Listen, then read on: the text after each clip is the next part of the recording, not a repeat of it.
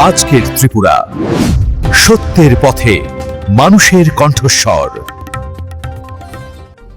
নমস্কার, আমি সুজাতা। আজকের বিশেষ সংবাদে আপনাদের স্বাগত। এক নজরে দেখে নেব আজকের ত্রিপুরার কিছু গুরুত্বপূর্ণ ঘটনা।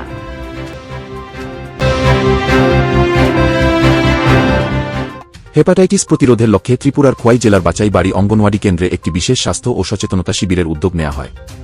সমাজকল্যাণ দপ্তরের অধীন তুলাশিখর আইসিডিএস প্রজেক্ট এবং হেপাটাইটিস ফাউন্ডেশনের যৌথ উদ্যোগে অনুষ্ঠিত এই ক্যাম্পে একই সাথে আরবান হেলথ অ্যান্ড নিউট্রিশন ডেও পালন করা হয়। এই শিবিরে খোয়াই হেমন্ত দেববর্মা প্রাথমিক স্বাস্থ্য কেন্দ্রের চিকিৎসক রেশমা দেববর্মা এবং তার মেডিকেল টিম শিশু ও গর্ভবতী মহিলাদের স্বাস্থ্য পরীক্ষা করেন এবং বিনামূল্যে ওষুধ বিতরণ করেন। এর পাশাপাশি ৩০ বছরের অধিক ব্যক্তিদের ডায়াবেটিস ও উচ্চ রক্তচাপের মতো অসংক্রামক রোগের স্ক্রিনিং করা হয়। এই হেলথ ক্যাম্পে ৫০-এর বেশি গ্রামীণ মানুষ বিনামূল্যে চিকিৎসার সরাসরি সুবিধা পান এবং সবশেষে একটি ওপেন কুইজের মাধ্যমে বিজয়ীদের পুরস্কৃত করা হয়। হেপাটাইটিস ফাউন্ডেশনের পক্ষ থেকে জানানো হয়েছে, গ্রামীণ এলাকায় উন্নত স্বাস্থ্য পরিষেবা পৌঁছে দেওয়া এবং মা ও শিশুর স্বাস্থ্য সুরক্ষিত রাখাই তাদের প্রধান উদ্দেশ্য। অনুষ্ঠানের শুরুতে স্বাগত বক্তব্য রাখেন সেন্টারের সুপারভাইজার শ্রী দীনেশ দেবনাথ। এই কর্মসূচিতে হেপাটাইটিস ফাউন্ডেশন খোয়াই শাখার সভাপতি সুব্রত আচার্য এবং সদস্য মুকুল রায় সহ বহু বিশিষ্ট ব্যক্তি উপস্থিত ছিলেন। ব্যুরো রিপোর্ট, আজকের ত্রিপুরা।